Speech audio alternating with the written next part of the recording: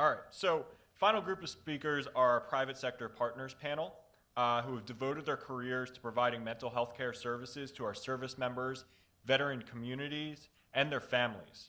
While we often think of military mental health care services being provided by the Department of Defense and VA, our private sector partners, including the 3 organizations represented here today, are instrumental in helping provide quality and timely access to care.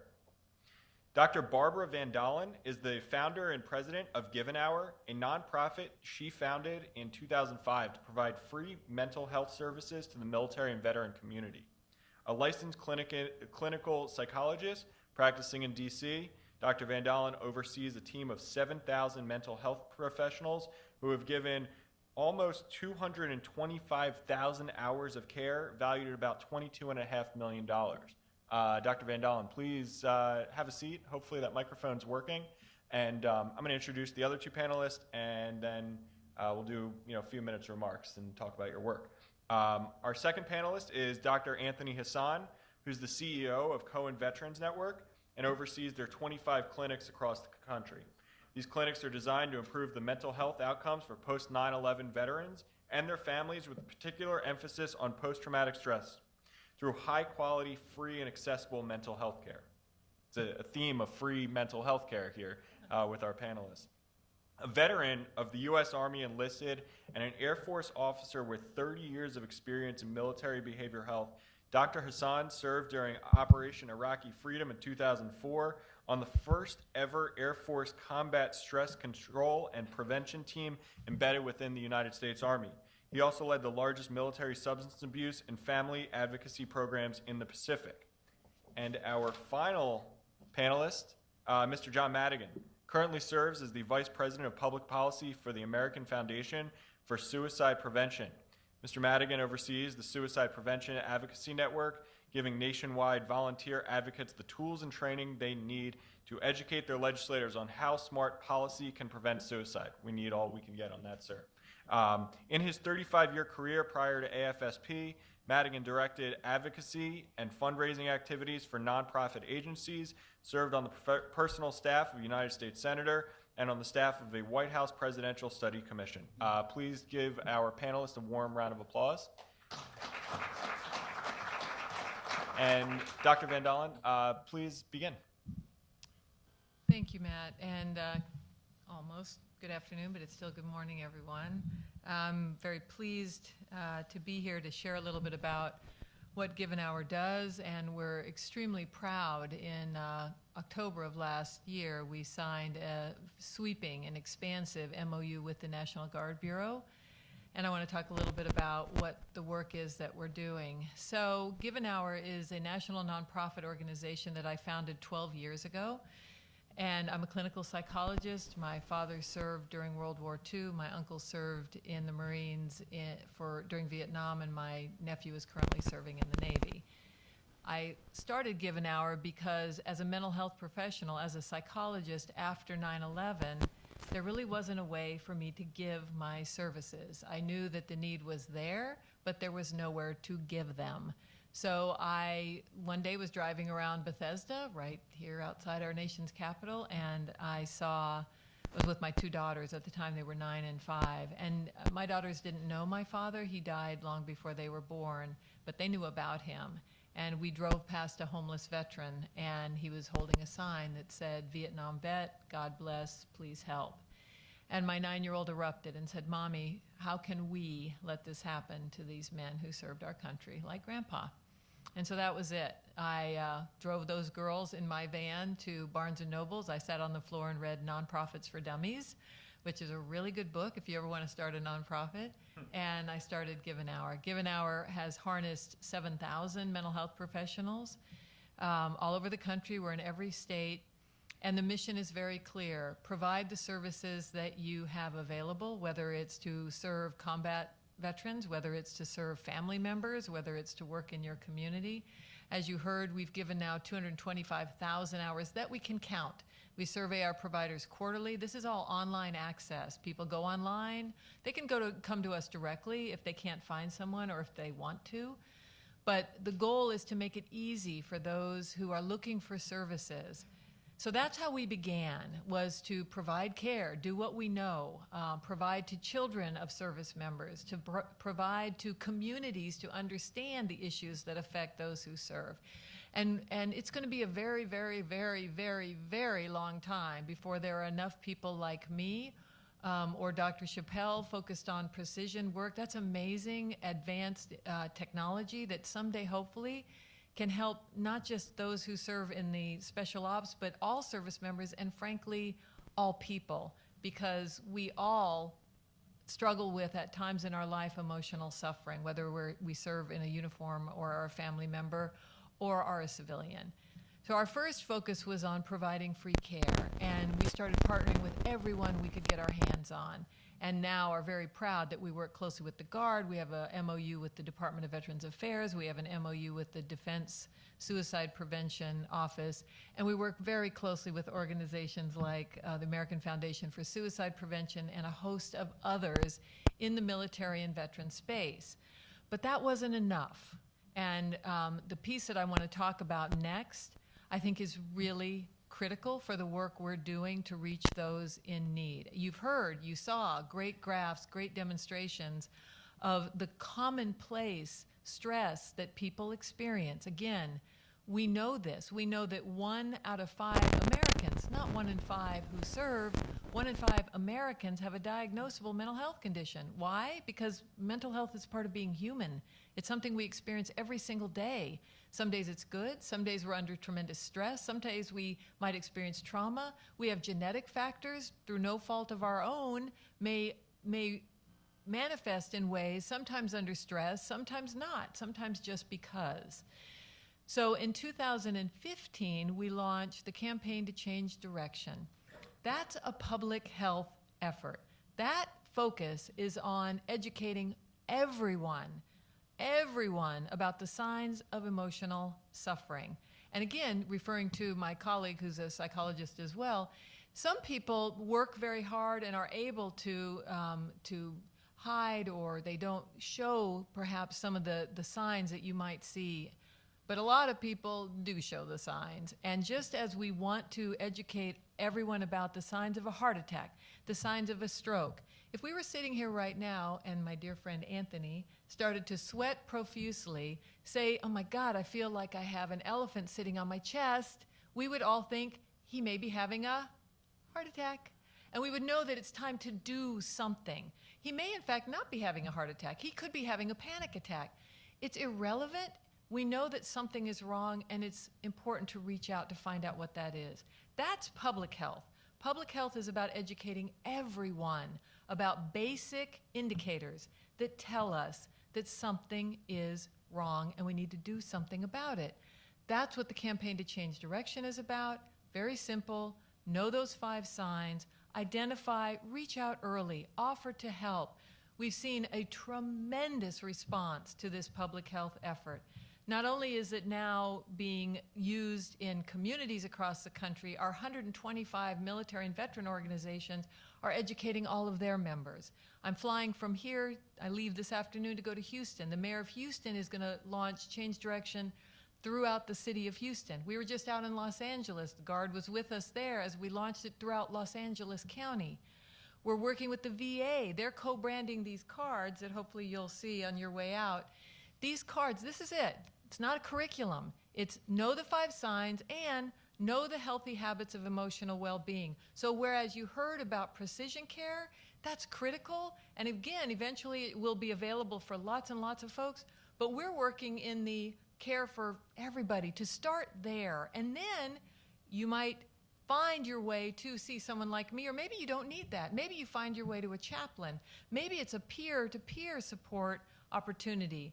But changing the culture so that those in need, those who are hurting, whether it's because they are suffering from anxiety, depression, just the loss of a loved one, deserve care and support that they often don't get. Why?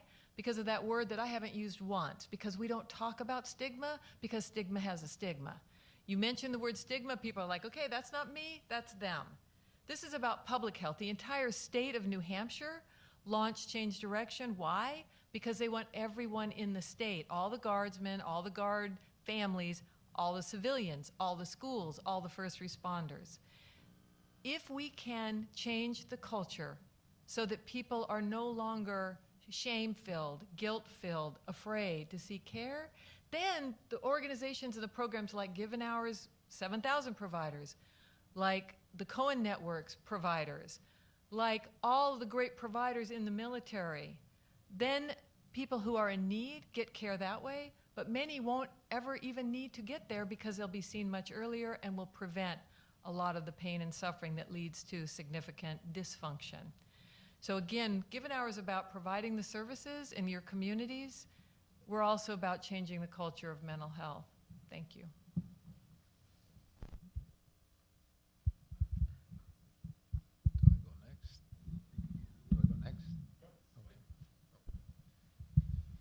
Hi, thanks for allowing me to come today to talk about the Cohen Veterans Network. Just give you a brief overview. And Mr. Cohen is a very wealthy, multi-billionaire philanthropist whose son is a Marine.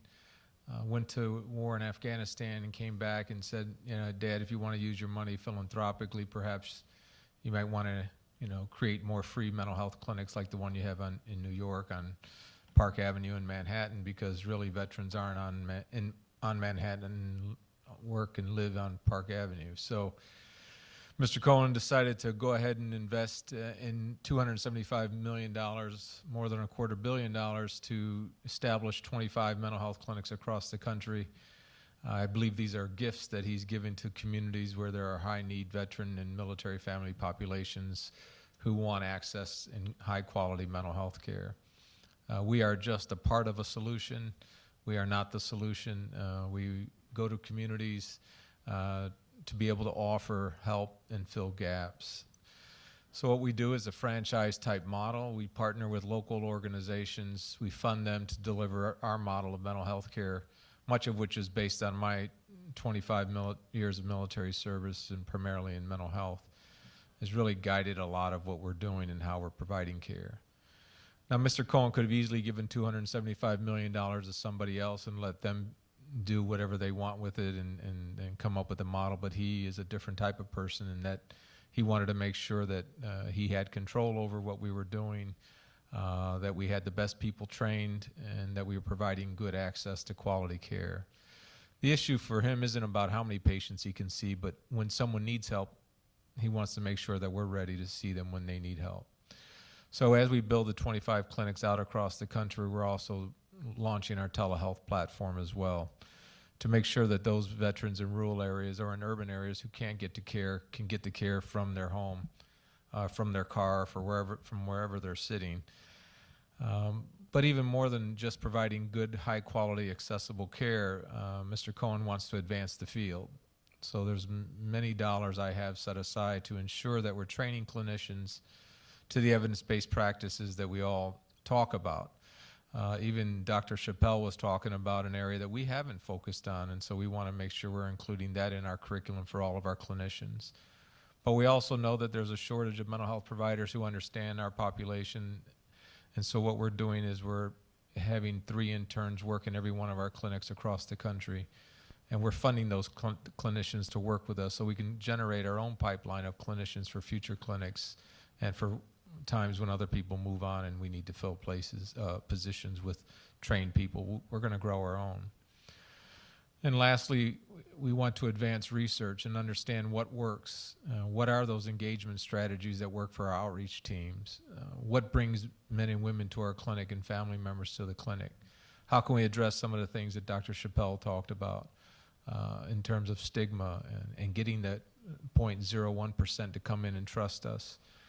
So we're really working hard on understanding what works and what doesn't. We've built our own electronic health record across our 25 clinic system. Right now we have 5 clinics open. I'll have 12 open by the end of this year and 25 by the end of 2019. The beautiful thing is they're all under one electronic health record. We're capturing the same data across all of our clinics. And eventually we want to get to the point where we're able to do predictive analytics and precision medicine as well. That we're able to take the data and be able to identify a high-risk person the moment they walk in our door and fill out the paperwork, and then come up with a plan that makes the most sense for them. We also want to deploy technologies like wearables and use apps as a way to stay engaged in between session with the patients that want to be engaged in between session. So we are seeing families, and we are seeing reservists and guardsmen and women, as well as veterans. So we're very proud of what we've done in the last year. We've seen over 3,000 patients. 60% have been veterans, 40% have been family members, and I'm very, very happy about the 40%. Family members are having a hard time finding quality care and accessible care.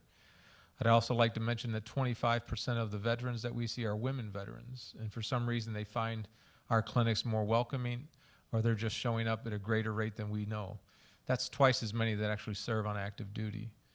17% of the veterans we've seen come from the Guard and Reserves. Every city I go to, the first place I go is I talk to the leader, the commanders and the senior enlisted person for the Reserves and the National Guard. They need us to come and help and support and fill the gaps. We're seeing a lot of those members as well. We will not see active duty for many of the readiness issues that were highlighted today. That's just the way it is in our network of clinics, and it's primarily driven because of my time and my service, where men and women would see a civilian provider. Nobody knew that they were suffering, and they were deployed, and then they were with me suffering in the middle of nowhere. And it's a tough decision for us mental health folks at that time to decide what to do with them. So for that reason, we're not seeing folks who are on active duty orders or who are on active duty. We will see their family members, though. I can tell you more about that if you want to know why, but the bottom line is we don't want to get in the way of readiness. So thank you for your time, and appreciate you listening to me talk about the Cohen Veterans Network. Good afternoon, John Madigan. It's great to be here with two incredible people that are doing incredible work. I'll keep this brief because I know it's getting late, and the American Foundation for Suicide Prevention is in every community across this great country. We have 85 chapters now in all 50 states. We're about to sign an MOU with DOD, and then the VA called us and they want to sign an MOU, so I think word's getting out. And I think of AFSP as a force multiplier. We are not interested in receiving or getting any government money. We don't want it. It makes it easier for us to do what we have to do. Our chapters raise the money in the field. They get to keep half of all the money they raise in their own states. So there's money out there, and we're still thinking through the MOU. But again, imagine us, our leaders are in the community. We heard earlier the stats are alarming.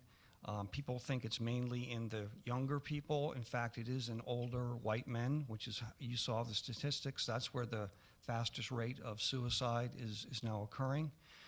So AFSP is more than just the American Foundation for Suicide Prevention. It's an organization of people who are made up of survivors of suicide loss. For example, I lost my sister to suicide 20 years ago. I've been with AFSP now for nearly 9 years. Over those short 9 years, our membership's rapidly changing. We have more and more volunteers who've survived their own suicide attempt. So it's called the lived experience. And then we also have people who are now comfortable coming out in public with their battle with depression or any type of substance or alcohol use disorder. So we're a very large organization. We have people who, are garbage collectors, and we have medical professionals and everybody in between. And our hope is that AFSP in each of the communities across the country will figure out what kinds of services already exist, and as service members, and especially members of the National Guard, come home, start directing them to those services, provide a place for National Guard's people and their families to know they can be safe talking about mental health conditions. We handed out a bunch of materials, including this infographic.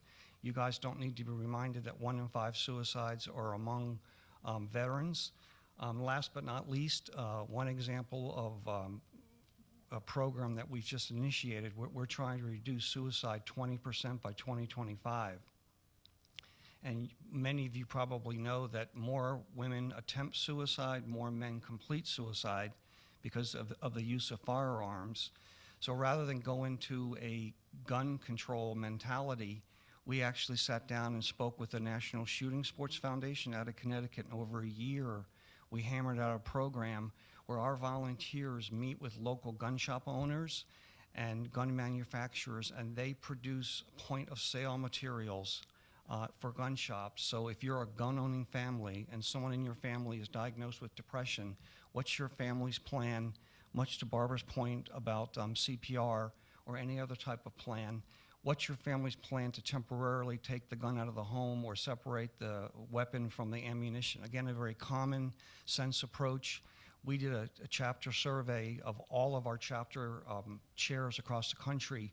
Nearly 50% of our volunteers are gun owners. So that's really great. I think it represents, you know, a big part of America. And if we're going to reduce suicide by 20% by 2025, we have to educate gun-owning families about what mental health situations are and how to deal with them. So thank you very much. You're a great organization. My dad was in World War II. When we buried him at a veteran cemetery, my daughter, who was then 12, said she didn't know that Grandpa was in the service. And I said, well, he was in World War II. When he came back, he just didn't want to talk about it. But I think in the world of 24/7 media, thank goodness that members of the National Guard and other veterans can come back and talk about it, and that there are incredible people like these two people here and our organization that are out there to help people. Thank you.